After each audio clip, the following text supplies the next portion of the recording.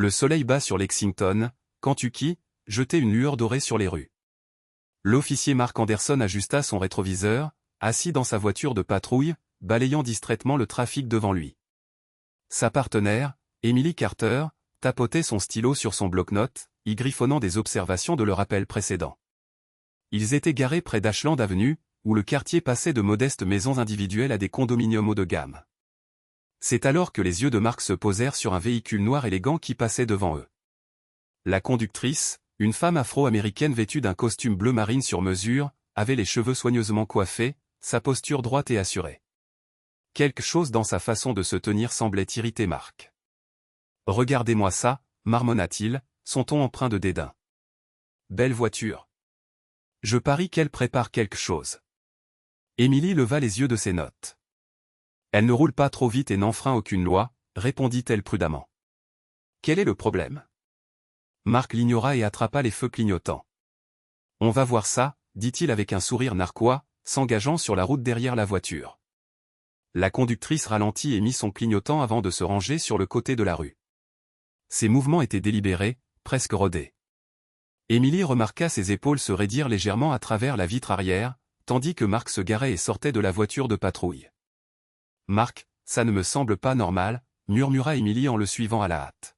« Vous n'avez même pas de cause probable. » Restez en arrière, recrue, claqua Mark, sa main effleurant son étui.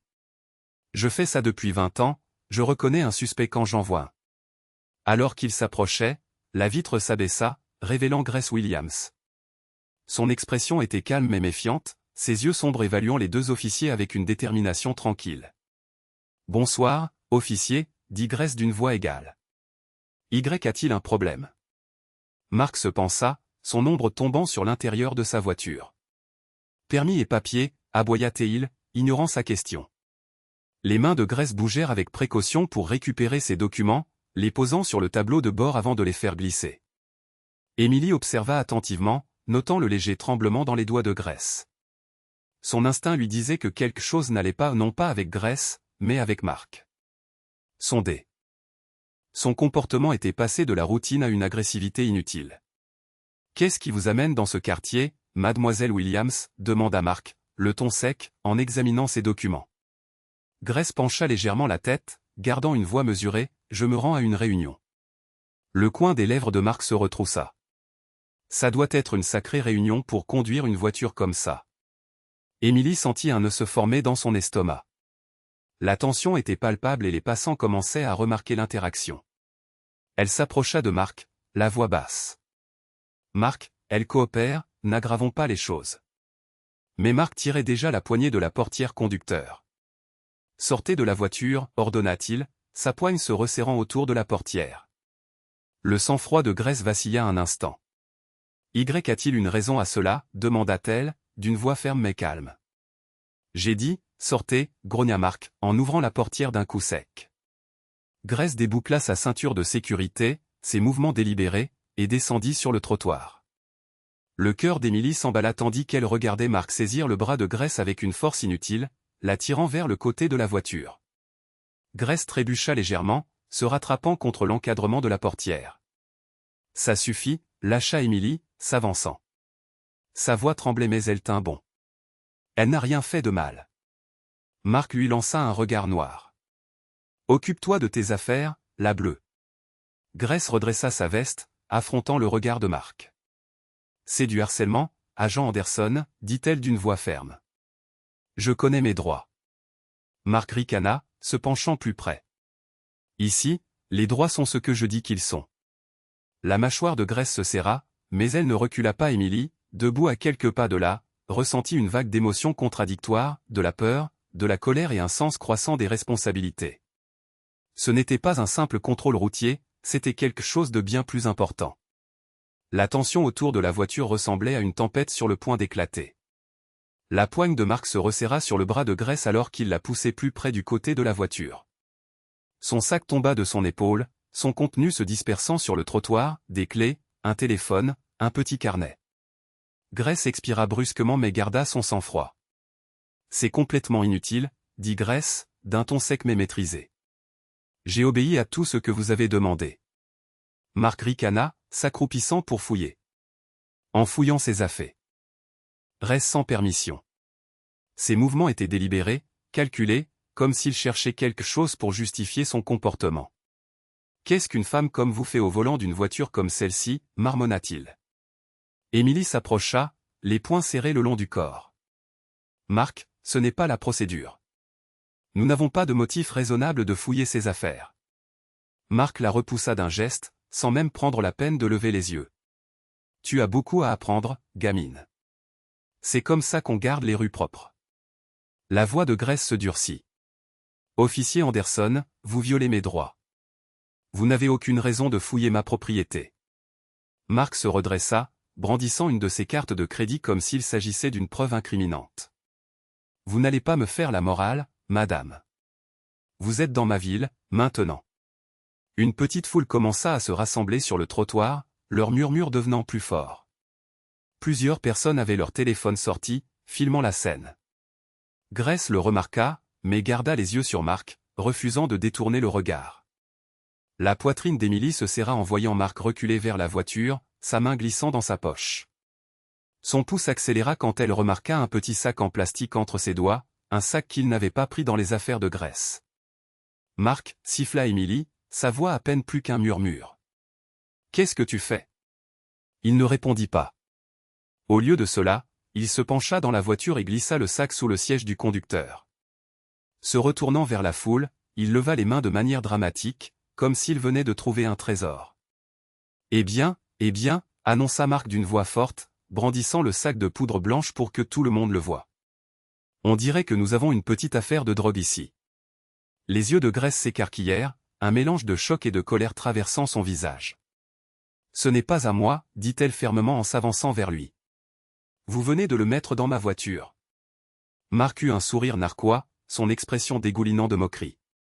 C'est une belle histoire, mademoiselle Williams, mais ça ne tiendra pas la route. La foule murmura plus fort, leurs voix emplies d'incrédulité. Emily sentit une vague de nausée l'envahir. Elle l'avait vu se produire. Mark avait falsifié les preuves. Elle savait que c'était mal, elle savait qu'elle devrait dire quelque chose, mais la peur la clouait sur place. Grace tourna son regard vers Emily, ses yeux implorants. Vous avez vu ce qu'il a fait, s'il vous plaît. La gorge d'Emily se serra, sa voix piégée quelque part entre sa conscience et sa peur des représailles. Elle sentait les yeux de Mark posés sur elle, la défiant de parler. Reste tranquille, semblait dire son regard, ou tu le regretteras. Mais Emily ne pouvait pas chasser l'image de Mark glissant le sac dans la voiture de Grace. Les mots de son père résonnaient dans son esprit, une leçon qu'il lui avait inculquée depuis son enfance, l'intégrité n'est pas facile, mais c'est ce qui fait de toi une bonne personne. Mark, dit Emily, sa voix tremblante mais audible, ce n'est pas bien. Mark se tourna brusquement vers elle, le visage sombre de colère. Tu ne sais pas de quoi tu parles. Tais-toi. Grace se tenait droite, sa voix ferme malgré la colère qui la traversait. Tu ne peux pas t'en sortir par l'intimidation. Je sais exactement ce qui se passe ici, et ton partenaire aussi. Mark s'approcha de Grace, sa main se posant d'une manière menaçante près de son étui. Tu penses être intouchable parce que tu conduis une belle voiture? Laisse-moi te dire quelque chose. Ça suffit. Claqua Emily, plus fort qu'elle ne l'avait voulu. Son cœur battait la chamade, mais elle ne recula pas. Tu dépasses les bornes. La foule s'était épaissie, et le poids de leur regard pesait sur la scène. Mark hésita, jetant un coup d'œil au badaud. Il serra la mâchoire mais ne dit rien. Grace prit une profonde inspiration et regarda Emily, sa voix calme mais ferme. Merci d'avoir parlé, mais ce n'est pas fini. Emily hocha la tête, une étincelle de détermination scintillant dans sa poitrine. Pour la première fois, elle sentait qu'elle avait le courage de prendre position. Le visage de Mark se tordit en un rictus de mépris tandis qu'il reportait son attention sur Grace. La foule continuait d'observer, les téléphones levés, documentant chaque seconde. Il se pencha vers elle, sa voix un grognement bas destiné à ses seules oreilles. Tu penses être plus intelligente que moi? Tu crois que ces gens vont t'aider? Grace soutint son regard sans ciller. Je n'astérisque pense astérisque pas, officier Anderson. Je astérisque c'est astérisque que je suis plus intelligente que vous, et vous venez de commettre la plus grosse erreur de votre carrière. Le calme de Marc se fissura un instant, mais il le masqua rapidement d'un ricanement. Il sortit les menottes de sa ceinture, s'avançant vers Grace. Vous êtes en état d'arrestation pour possession d'une substance contrôlée. Émilie sentit son souffle se couper. C'était ça, le moment où elle devait choisir entre sa carrière et sa conscience. La voix de son père résonna de nouveau dans son esprit, si tu ne défends pas ce qui est juste, tu es tout aussi coupable que ceux qui font le mal. Non, dit Émilie soudainement, sa voix coupant la tension comme un couteau. Elle s'interposa entre Marc et Grace, les mains levées défensivement. Ce n'est pas juste, et vous le savez. Le visage de Marc se colora de colère. Pousse-toi, recrue. Ne me force pas à te signaler pour insubordination. La voix d'Émilie vacilla, mais elle ne bougea pas, vous avez fabriqué cette preuve. Je vous ai vu. Je ne participerai pas à ça. La foule haleta, une onde de choc se répandant parmi les badauds. L'expression de Grace s'adoucit légèrement, son regard se fixant sur Émilie. Merci, dit-elle doucement. La fureur de Marc explosa. Il s'approcha d'Émilie, lui pointant un doigt vers la poitrine. C'est fini pour toi. Tu m'entends? Je ferai en sorte que tu ne portes plus jamais cet insigne. Émilie redressa ses épaules, puisant chaque once de courage qu'elle possédait. Si c'est le prix à payer pour faire ce qui est juste, qu'il en soit ainsi. Grace, sentant que le moment était critique, décida de parler. Officier Anderson, dit-elle d'une voix calme et autoritaire, vous feriez bien de réfléchir attentivement à votre prochaine action. Marc rit amèrement. Oh oui? Et pourquoi donc? Grace porta la main à la poche de sa veste, bougeant lentement et délibérément. Les deux officiers se tendirent, mais elle ne scia pas. Elle en sortit un porte-insigne en cuir et l'ouvrit, révélant ses accréditations. Mon nom est capitaine Grace Williams, dit-elle, son ton calme mais ferme. Je suis le nouveau commandant de ce poste de police. Pendant un instant, il n'y eut que le silence. Marc fixa l'insigne, sa bouche s'ouvrant et se refermant comme celle d'un poisson hors de l'eau. Émilie sentit ses genoux flancher tandis que le poids de la révélation la frappait. Ce n'est pas possible, balbutia Marc, sa confiance s'effondrant. Vous ne pouvez pas être. Grace l'interrompit, vous n'avez même pas pris la peine de demander avant de décider que j'étais une criminelle, n'est-ce pas? Mais peu importe qui je suis. Chaque personne mérite d'être traitée avec respect, non pas jugée par la couleur de leur peau ou la voiture qu'ils conduisent. Le visage de Marc pâlit tandis que la foule éclatait en murmures. Certains applaudissaient, d'autres lui criaient dessus avec colère. La réalité de ce qu'il avait fait, de ce qui venait d'être révélé, semblait s'ancrer en lui. Émilie recula d'un petit pas, l'esprit chamboulé. Grace se tourna vers elle, son expression s'adoucissant. Officière Carter, je vous suis reconnaissante d'avoir trouvé le courage de parler. Ce n'est pas facile, mais c'est la bonne chose à faire. Émilie déglutit difficilement, la voix tremblante, j'aurais dû le faire plus tôt. Je suis désolée. Grace hocha la tête, un léger sourire aux lèvres, vous l'avez fait au moment crucial, c'est ce qui compte. Marc, encore sous le choc, retrouva finalement sa voix, capitaine, je peux expliquer. Non, Grace le coupa sèchement, vous ne pouvez pas. Ce que vous avez fait aujourd'hui va à l'encontre de tout ce que ce badge représente. Remettez votre arme et votre insigne. Vous êtes suspendu avec effet immédiat. La main de Marc trembla alors qu'il détachait son insigne et son étui. Il lança un regard furieux à Grace, le visage tordu par la colère et l'incrédulité, vous ne pouvez pas faire ça. Vous ne savez pas ce que c'est dehors. Je protège ces rues depuis 20 ans. L'expression de Grace ne vacilla pas, protéger? Est-ce ainsi que vous appelez ça? Combien de vies avez-vous détruites avec vos préjugés, Marc? Combien de personnes avez-vous piégées pour alimenter votre ego? La foule, maintenant enhardie par la présence de Grace, commença à crier justice. Une femme à l'avant hurla, vous êtes une honte pour l'uniforme. Une autre ajouta, nous y sommes confrontés depuis des années. Émilie jeta un coup d'œil à la foule grandissante, ses nerfs à vif. Il ne s'agissait plus seulement de Marc, il s'agissait d'un système qui avait laissé des officiers comme lui opérer sans contrôle. Grace s'avança, sa voix portant un poids qui fit taire le bruit, il ne s'agit pas seulement de moi, dit Grace en se tournant pour s'adresser à la foule, il s'agit de tenir des gens comme lui responsables. Il s'agit de s'assurer que personne n'est au-dessus des lois, pas même ceux qui ont prêté serment de les faire respecter. Le visage de Marc rougit alors qu'il s'approchait de Grace. Vous vous prenez pour une sorte de héros? Vous ne savez pas ce que c'est de gérer les vrais criminels ici. Vous restez derrière un bureau pendant que moi, je risque ma vie. Gr. S haussa un sourcil, son calme inébranlable, et vous pensez. Qui justifie de fabriquer des preuves, d'utiliser votre autorité pour intimider et rabaisser des innocents? Vous ne risquez pas votre vie, Marc, vous ruinez celle des autres. Émilie sentit sa poitrine se serrer en observant l'échange. Elle avait toujours su qu'il y avait des failles dans le système, mais les voir d'aussi près était accablant. Grace reporta son attention sur Émilie, sa voix s'adoucissant. « Agente Carter, dit Grace, je sais que ce n'est pas facile pour vous, mais prendre la parole aujourd'hui a demandé du courage. Ne perdez pas ça. » Émilie hocha lentement la tête, sa voix à peine audible, « Je ne le perdrai pas, Marc », tenant toujours son insigne, regarda Grace avec un mélange de ressentiment et de désespoir. « Vous faites une erreur, capitaine. Les gens comme vous ne tiennent pas longtemps dans ce métier. » Grace s'approcha, ses yeux ancrés dans les siens. « Les gens comme moi? Vous voulez dire des gens qui croient en la justice, qui croient en l'égalité?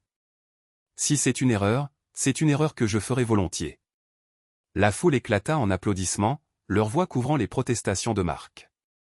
Grace se tourna vers le passant le plus proche et dit « Merci d'avoir enregistré ceci. Assurez-vous que ça soit partagé. » Le visage de Marc se tordit de fureur. « Vous me jetez en pâture pour la galerie. Tout ça n'est qu'un spectacle. » Grace ne sia pas. « Non, Marc, c'est de la responsabilité, quelque chose que vous ne comprenez manifestement pas. » Le hurlement des sirènes qui approchaient devint plus fort, signalant l'arrivée de renforts. Grace se tenait droite, sa présence imposante, tandis que Marc remettait à contre-cœur son insigne et son étui. Ses épaules s'affaissèrent et sa bravade s'effondra sous le poids de ce qui venait de se produire.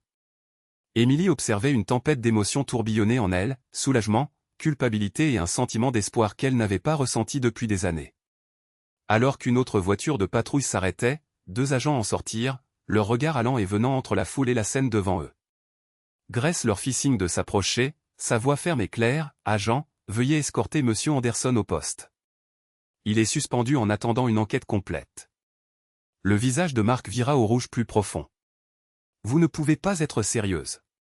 C'est mon commissariat, mon équipe. » Grace ne le regarda même pas en répondant, « Plus maintenant. » La foule applaudit tandis que les agents emmenaient Marc à contre-cœur.